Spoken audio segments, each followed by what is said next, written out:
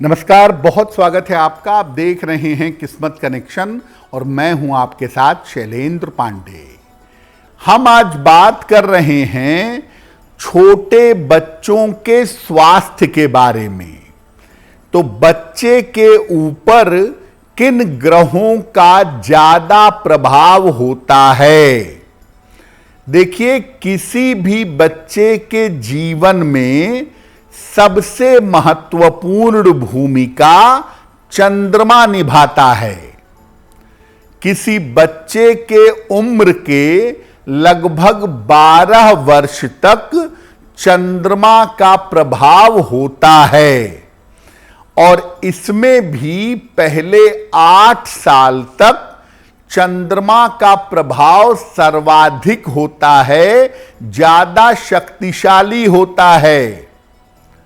उम्र के 12 वर्ष के बाद जब किशोरावस्था आती है, टीन एज आती है, तो उस समय बुध का प्रभाव ज्यादा होता है।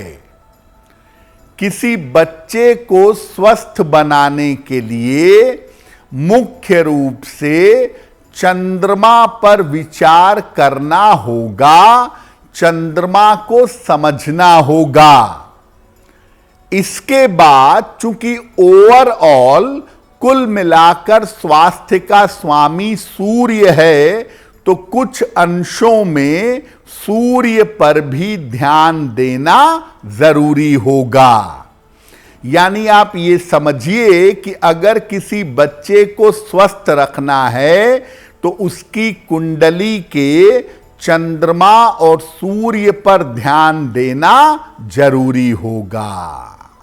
अगर आपके छोटे बच्चे को पीलिया हो गया है, जॉन्डिस हो गया है, तो क्या उपाय करेंगे? बच्चे को उगते हुए सूर्य की रोशनी में कम से कम 10 मिनट तक रोज रखिए। 1 बाल्टी पानी सूर्य की रोशनी में घंटे भर रख दीजिए और इस सूर्य की रोशनी वाले जल से बच्चे को स्नान कराइए। बच्चे को लाल रंग के वस्त्र ज्यादा से ज्यादा धारण करवाइए और डॉक्टर की सलाह मानिए। पीलिया हो जाने पर बहुत सारे लोग झाड़ फूंक के चक्कर में पड़ जाते हैं, वो सब मत करिए। सूर्य की रोशनी का प्रयोग करिए और डॉक्टर को दिखाकर डॉक्टर की सलाह लीजिए, बच्चा जल्दी स्वस्थ होगा। अगर आपका छोटा बच्चा है और उसको बार बार कोल्ड कफ हो जाता है, बार बार सर्दी जुकाम हो जाता है, तो क्या करेंगे? बच्चे को रोज सुबह और शाम या बच्चा जब भी नहाता है, उसके नहाने के पानी में 1 चुटकी नमक डाल दीजिए। इस पानी से बच्चे को स्नान करवाइएगा। बच्चे के गले में चांदी का अर्धचंद्र लाल धागे में डालकर शुक्ल पक्ष के सोमवार की रात को उसके गले में धारण करवाइएगा। और अगर कोल्ड कफ की परेशानी बच्चे को बहुत ज्यादा होती हो, तो बच्चे के नाम से बच्चे के लिए सोमवार को सफेद चीज का दान करिएगा। अगर आप ये उपाय करेंगे तो चंद्रमा को शक्ति मिलेगी और बच्चा जो सर्दी जुकाम से बार बार पीड़ित हो जाता है, उस समस्या से बचा रहेगा। अब एक और स्वास्थ्य की समस्या की बात करते हैं कि अगर बच्चे को पेट की समस्या, डाइजेशन की प्रॉब्लम ज्यादा होती हो, तो क्या करेंगे? बच्चे के गले में एक तांबे का सूर्य धारण करवाइएगा।